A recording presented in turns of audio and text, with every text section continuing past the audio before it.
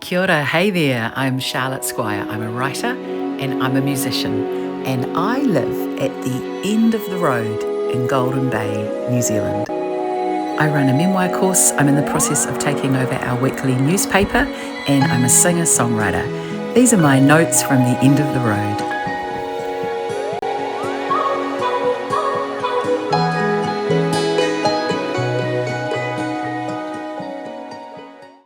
Kia ora, Charlotte here. I'm sitting in the big meeting room in the Motueka Library where I come once a month to run memoir courses. In this episode of Notes from the End of the Road, I thought I would start introducing you to some of the people behind the scenes who help keep our beloved newspaper ticking along. Starting this week with Tony, who delivers the paper. He brings it over from Richmond, over the Takaka Hill every week. And Tony was described to me as someone who loves the GB Weekly possibly more than anybody. He's been a loyal delivery person of the paper for the last 15, 20 years, and nothing has been too much for him. The man has encountered many obstacles to getting our newspaper over the hill, and hasn't stopped him because he knows how important the paper is. And I guess one thing you need to know if you don't know Golden Bay is that we live in a pretty geographically isolated part of New Zealand. You've got to go over this very long, windy, kind of mountainy hill, which often gets flooded. There's landslides. It's often misty and foggy out there. I believe it's actually 100-kilometre speed limit, but it's pretty dangerous if you drive that fast over there. It's a hill you need to be very respectful of, and Tony goes over there at the moment 6 days a week. I get exhausted even going over that hill once a week. It's nice coming over once a month to come and run these memoir courses over here in Motueka. But yeah, I just wanted to start telling you about what happens behind the scenes of a newspaper, because I had no idea. Just looking at the GB Weekly before I bought the paper, I would just never know how much goes into building a newspaper. I think it's newspaper time. I decided to bring in community news announcers for the GB Weekly. In the GB Weekly this week we have Big Belly Laughs at Lip Sync. There's a nice photo of Australian dads, Razza and Dazza there. The Community Board Report, always good to know what they're up to. Some interesting letters to the editor about hut tickets, change, resilience, Nang and the Tories selling out New Zealand. Do we say Tories in New Zealand? Also, how to grow carbohydrates for food security. The incredible journey of long fin eels. And the latest about our football teams, the Mountain Goats and the Shield Maidens. And we got a recipe, chow chow recipe from Joyce Wiley's grandmother. Councillor Celia Butler gives us an update. And we have puzzles.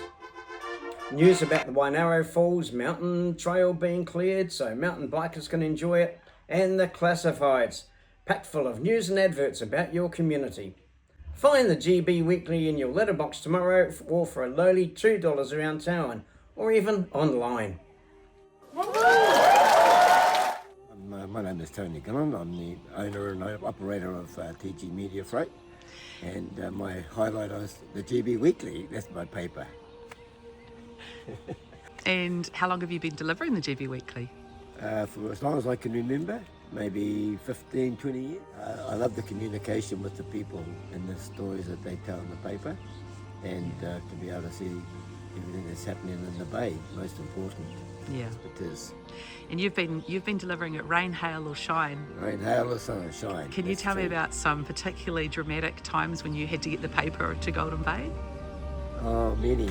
There's been many of them. The most one would be one Friday morning we were coming over and big floods all over the place, and we managed to get through. I was the only one that actually got through on a Friday, and yeah, that was quite an interesting sort of a morning. I think I had debris up to about the top of the bull bars in the van. Yeah, it was quite interesting. Yeah. You're coming over the bay 6 times a week, did you say? 6 days a week we come, yes. How do you stay safe on that Takaka hill? Well, I just never take it for granted, just gingerly, and just never know what's around the corner. So, yeah, I pride myself of that coming over the hill and being able to be accident-free so far. You've really gone the extra mile over the years, and you're just a part of the GB Weekly, aren't you? Yeah, I'm a big part of the GB Weekly. GB Weekly is my baby, and that all stemmed from when I first met Neil Wilson all those years ago. And it was quite interesting to go working with Neil and Mark. Yeah, amazing, absolutely. And you'll even deliver it to the retirement homes in Richmond for the locals that live over there. We've got a couple of deliveries that we do in Stoke, in Richmond, for the people that have come from the Bay and have been cut off on the paper, and they really love to receive their weekly copy of our GB Weekly. Yeah, because they can't read it online. Well, I do say they could, but they prefer to get the paper. They just love to get the paper. I just love doing what I do, something that I try to tell people that if you like doing what you do, do it. If you don't like doing it, then you're better off not to do that, because it makes it terrible. Thank you, Tony, for all your... I'm just the newbie, but I'm beginning to understand the huge amount of love you've poured into keeping the GB Weekly coming over the hill. Oh, that's my pleasure. GB Weekly. This week, you can read about Collingwood's annual pig hunt, the plight of Golden Bay's telecommunication systems, the ripple effect of the Takaka co-housing project, the Village Theatre's French Film Festival, the pushback of Golden Bay's senior rugby and football teams, what happened at the Golden Bay Federated Farmers AGM, and all the services and stuff you can buy locally via our classifieds. And did you know you can buy the GB Weekly around town for a wondrous price of only $2? Find it in your letterbox if you live here, or check it out online. This is Britta. She's been designing books for me, and now she's finding herself designing a newspapers every week for me. We decided we needed a bottle of Bailey's in the office. We made it! That was the first newspaper that Britta designed. I'm Laura Manson. I'm a local funeral and wedding celebrant here in Golden Bay. And this week, I am your Golden Bay Weekly announcer. Woo! In the Golden Bay Weekly this week, you can read about Golden Bay Kayak's mission to save the land that they've been operating on and they run their business from, which would also mean that the public would still have access to the beach. You can read about central government's current ponderings about whether we should amalgamate the Nelson City Council and the Tasman District Council, the 4 pairs of takahe that have been released at the farewell spit. It's an end of an era for Takaka's oldest shop, and you can learn about that. There's also letters to the editor about everything from the Anaweka Waka to the RSA's membership drive. Catch up on news about the wood chop competition that took place on King's birthday weekend at the Telegraph. There's quiz night in Collingwood. Recollections about Takaka women's rugby in the 1960s. And I want to know, did they have to wear frocks? The latest historic book by Cheryl Wynn and Carol Dauber. The Takaka squash tournament. The latest Shield Maidens game. Also, check out the classifieds to see trades, services, and houses available in Golden Bay. There also might be an announcement or two that affects your local community. Buy the Golden Bay Weekly around town for an amazing $2. Or if you're a local, you can get it in your letterbox. You can also see it online, and if you're vision impaired, you can zoom way in. That's what my mom does. Slow down, grab a cuppa, and take some time to read about your local community in the wonderful Golden Bay Weekly this week. Friend time. One of the reasons I moved back to Golden Bay was to be able to come to places like this. So this is Wharariki Beach, and for those who aren't from Golden Bay or who don't know this beach, Google Wharariki Beach Microsoft screensaver and see what comes up. This is an iconic beach in Golden Bay, and I took a couple of days out with one of my sons and some mums, and we went and stayed out in a place called Puponga and got to visit this beach, which is sort of a must-see beach for anyone who comes to Golden Bay.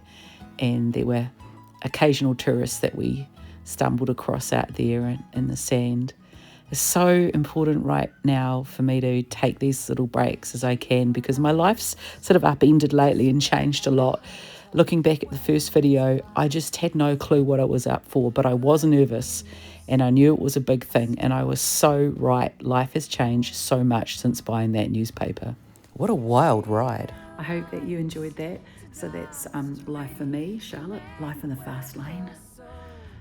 I still am in slight shock that I bought the GB Weekly, honestly. I've grown up with the GB Weekly, written for it when I first started writing, and it is such a surreal feeling that I now own the GB Weekly.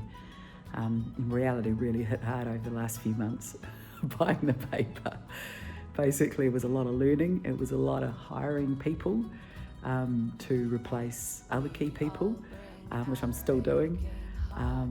And yeah, getting to know the team and continuing to get to know this new rhythm I've got with this newspaper, while at the same time balancing the existing, quite sort of thriving little business that I've built, helping elders around New Zealand write their own stories. Okay, one more little note. I ran out of storage there. Just waiting for the first memoir students to arrive here in Motueka. So I'm going to sign off now, and it's been great to hang out with you for a little bit. I hope that you enjoy the video. I hope that you are having a fantastic day, whichever time of the day you were watching this and wherever in the world you are. I'm going to be back again soon with more stories, more notes from the end of the road, from over here in Aotearoa, New Zealand, and beautiful Golden Bay. Bye-bye.